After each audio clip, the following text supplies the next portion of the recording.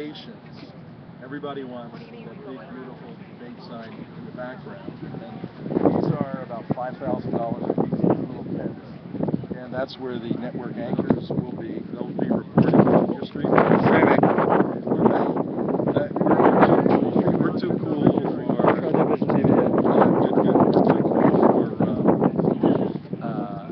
So the audio for the thing is here. Yeah, we're good. Okay, if you only knew what's going on right now, radio and TV people. I got an iPhone here, an iPhone there. I'm talking on this iPhone to our radio audience. Joe's filtering out to the world back at WNN 1470.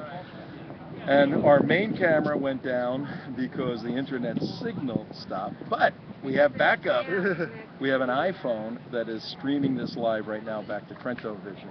So for those of you who are watching, we're sorry for the little delay, but the U.S. Secret Service tried to outwit us, and we figured out how to work around it, okay? An iPhone outwitted the debate secure.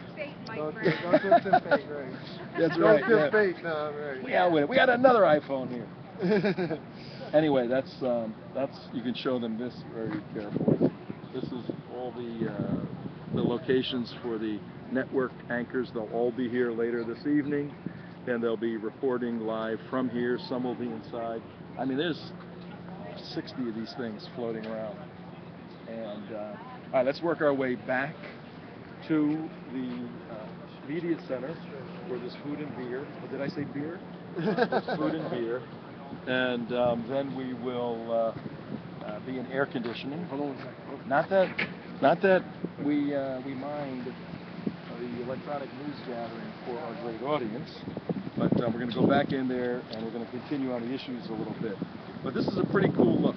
And Mike, if you can spin around and let them see where I'm walking, and I'll talk to them as I'm walking so they can see it as I see it. Right now we're walking down what is a typical street. You know, one of the, no, let them follow my eyes, Mike. Hold on. So you follow my eyes wherever they go.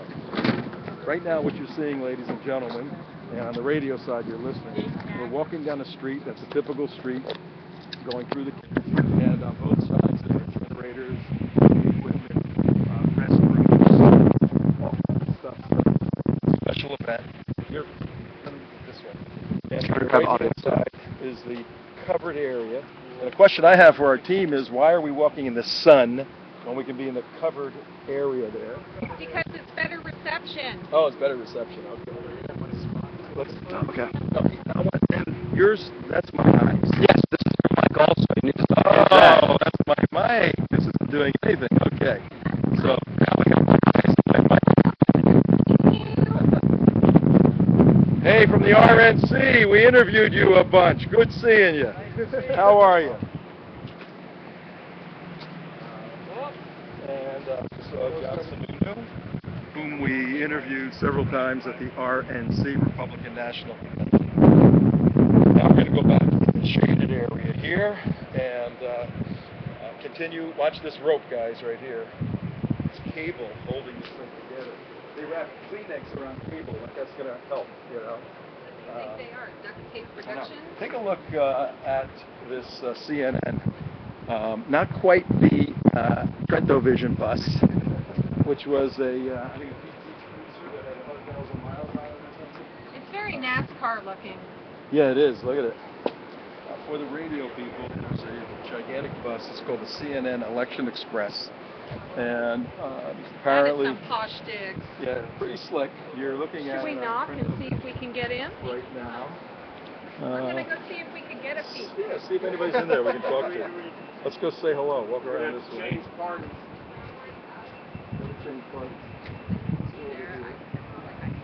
Yeah, right. Watch your step. We're walking on the campus for the radio people. And there's nobody there to talk to. We're going to try to get somebody from CNN to talk to. Anybody home? Anybody home? Yeah, Doc, anybody home? CJ's hit the button. Hit the button at the bottom. Knocking on the CNN 100-foot bus. Looks like a land yacht. That bus would fund our operation for about 6 years. So, but we're making it happen anyway. We're walking now to the west. I think we're going to the west. Yeah, looks like that. And we're going to walk over this little. No, we're going to walk right to the end and go across. And now let's get back to the issues for a second.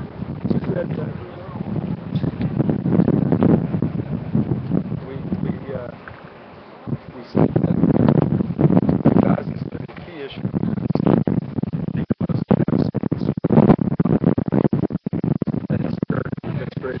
Cover up. So and let's get out here and see if we can get our signal back.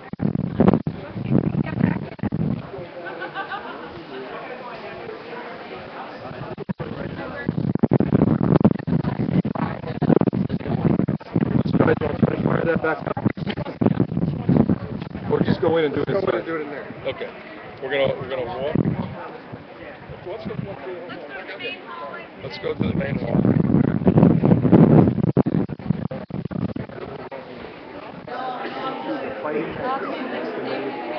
Let them see my eyes, and I'll talk like this. Yeah, but you still need to hit this mic. This is get our outside, main get audio outside. now. The other side.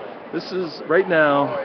We're walking back into the media center. I'm going to take I'm going to stop. Let's just scan left to right as to what's going on. We're looking at more and more people gathering, news people gathering. Oh, there's Pete King, Representative Peter King. Let's try to bring him. He's right there. Okay. Let's go over it. Come on. Pete.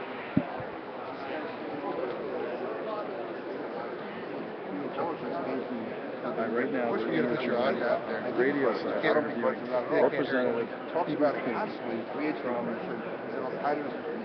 Mike, would you stay close to China is stronger now than it was back on September 11, 2001. Peter King Emphasizing more. really The president does acknowledge this, and I think the root of his failing is he is being interviewed by 10 people, and we are one of them right now with the camera on. Yeah, I believe that, He is that being Governor Romney tonight is going to speak about leadership. They're going to show that his leadership in bringing the economy back is essential to bring the U.S. back to make sure that our interests around the world are protected. We can't have a strong foreign policy without a strong government. No one has the leadership that he has to bring the economy back.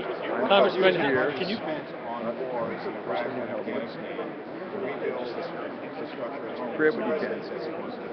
And then Governor Romney wants to increase the defense budget. I mean, explain that dynamic, and how do you think that will play out here tonight?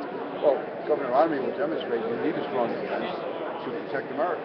I live in New York. I know, apart from the human tragedy of September 11, 2001, also the tremendous economic damage that's caused by a terrorist attack. We totally pull out of Afghanistan. We turn our back on these areas and somehow make believe that Al-Qaeda doesn't exist. We leave ourselves open for a terrorist attack, and again, apart from the horrible human suffering that it caused, will have a devastating impact on our economy. Congressman, can you quantify how important this debate is tonight for both candidates? I think it's very important for President Obama because the tide is going against him. He's got to stop that. And Governor Romney, he just has to do what he's done all along. Certainly for the first two debates, show leadership, show poise, and show a grasp of the facts, which he will do. And so I say there's much more pressure on President Obama tonight. Let's turn up against seventh game of a nationally playoff tonight. You're up against Monday Night Football. Based on that, is this as critical a debate as the first two? When an election is this close, yes, it is. We're talking about a 1, 2, 3-point race. So if you can, whether it's 40, 50, 60 million people watching the debate, every vote counts. You know, remember Florida in 2000, and when you look at the polls about how close these key states are, yeah, because the people who will be watching will be the undecided voters, and they're the ones that are going to make the difference on November 6th. Speaking of 2000, there's some suggestion from Gallup and others that you could lose the popular vote and still win this election. Is that a concern for Romney campaign? Romney campaign is running a national campaign, and they are focusing on what they have to do. And listen, get the votes, and he's going to win. I'm not. We can agonize forever over this should be done and that should be done. The fact is, if you run a good campaign, if the American people trust you, you're going to win, and that's what it comes down to. Thanks. Okay. Thank you very much. Thank you. Thanks, sir. You got a minute? We'll put you on the air. No, don't put me in the air. How are you? Anyway? be here for the whole. We're in the annex on that side. Over there? We go off the air. We're closer to the beer. Yeah. Did I just Stop say over that after on the 3 air? o'clock. Oh. All right, yeah. All right? All right, sounds good. That'd be nice. I'm over here. That was Jerome Corsi. You know who Jerome Corsi is, ladies and gentlemen. Jerome Corsi is Swift Boat, the guy who put together the Swift Boat deal. And You need to get in front of me if you're live. Joe Arpaio. There you go. All right, come on, let's go back and forth. Joe Arpaio. I have to be on your right. That's Jerome Corsi. And good guy. Ladies and gentlemen, on the radio side, we just finished interviewing Representative Peter King, who was talking about the importance of this debate. And then we ran into Dr. Jerome Corsi, who's a very controversial figure. Using him out. Basically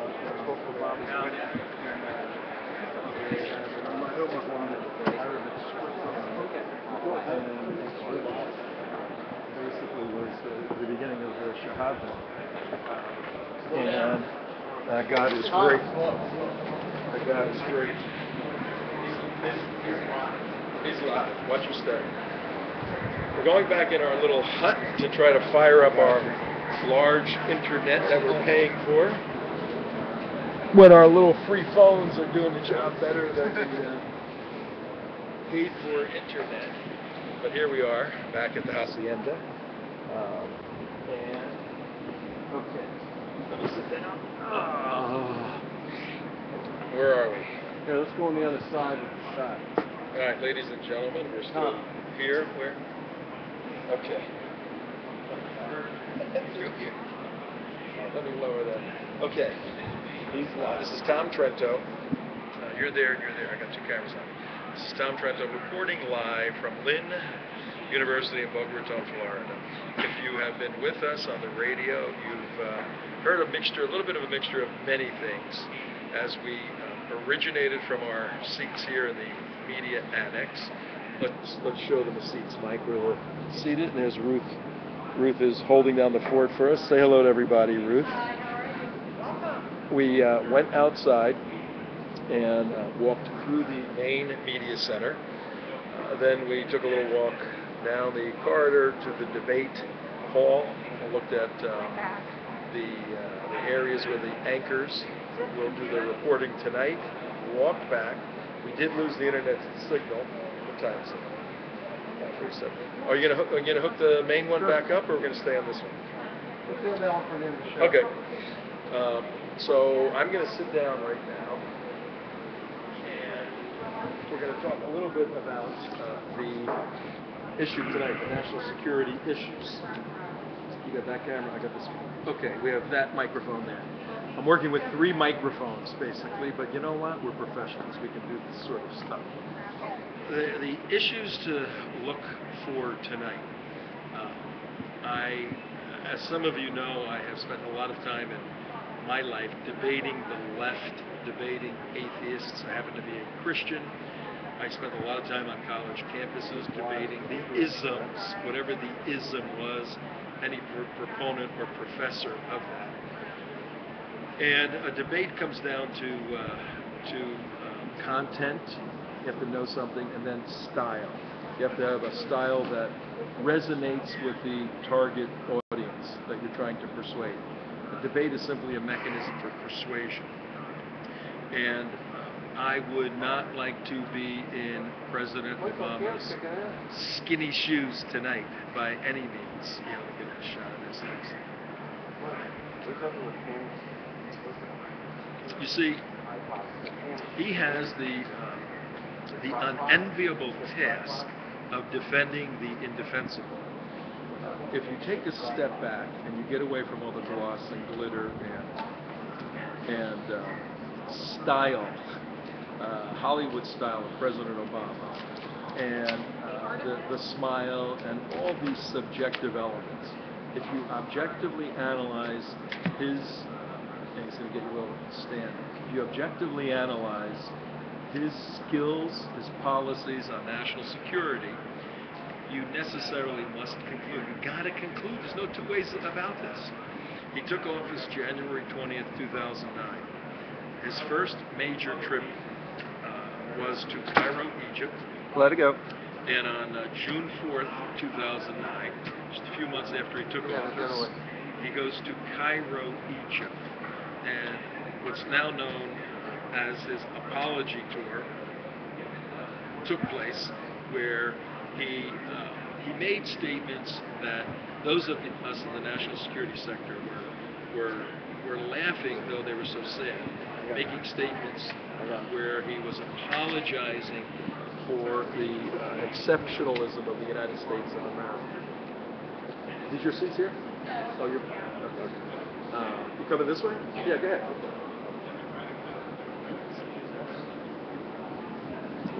Where he was apologizing for the exceptionalism historically of the United States of America. For those of you watching at home, the camera was shaking a little because there's a lot of movement in here, and that would cause it to shake, I guess. He apologized for the exceptionalism of the United States of America. Now, you've got to understand this is a deadly and dangerous world. When you apologize for America's exceptionalism, all you do is give comfort and aid to the enemy, and particularly the Islamic enemy. They have no interest whatsoever in extending a hand of friendship. The only thing Islamic jihadis understand is defeat. And on the kinetic side, it's defeat through war. On the cultural side, it's also defeat through war, like the battle we had a couple of years ago at 51 Park in New York City. That's the location of the Ground Zero Mosque. And they were intent, they being the Islamic cultural jihadis, the Muslim Brotherhood, Imam Rauf, was intent on building the Ground Zero Mosque. And we fought them off and we stopped the building of that mosque at that location. That's the kind of cultural battles that were created because President Obama appeased the Islamic mind. They saw weakness, they moved in. Not only did he apologize in June of 2009, but not too much later, for this thing or for this? Not too much later, I have to get a little closer. Not too much later, he had a visit with the king of the House of Saud, Saudi Arabia, and if you remember that wonderful gesture, he bowed down to the king of Saudi Arabia. That again is a symbolic message to the jihadi mind that you are defeated. So just two symbolic moves, and the Islamists, the Islamic jihadis see, oh my God, this president is giving up the ship. Now add to that the horrendous and broken policies and personal relations with the nation of Israel, and we can list a litany of abuses toward Israel, from demanding that the Israelis don't build housing on their own property, from demanding that they return to indefensible borders, from ignoring the Prime Minister of Israel, Benjamin Netanyahu, from ignoring him when he comes for a visit, and totally blowing him off recently in September at the United Nations General Assembly meeting. So when you put all these pieces together, our job for you, the informed voters of Florida and the United States, and you're voting in 15 days, ladies and gentlemen, 15 days, our job is to expose the failures of this administration.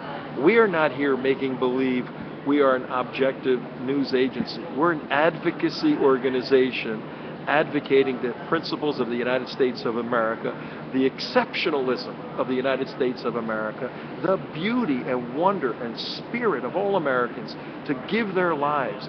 We liberated 25 million Muslims in Iraq. We liberated 25 million Muslims in Afghanistan. Shed blood, treasure of American people. And this president has failed all of that. So tonight, as you're watching, watch carefully, because Mitt Romney will articulate a clear national security policy. President Obama is going to lie through his smiley teeth, And you're going to have to make a decision. I voted yesterday and handed in my absentee ballot today. Let's vote for Mitt Romney, defeat President Obama on national security and foreign policy. He's failed. We thank you for coming on this wild ride with us today at Lynn University. And we want all of our listeners at WNN 1470 to go to TrentoVision.tv. In an hour or two, you can watch the video. We'll have it up, and it'll make sense as to what we were doing today. So thank you very, very much. I'm saying goodbye for the team. CJ, Alan, Mike, Ruth, Mark, and Joe back in the booth for another wild running and gunning show. Bye-bye.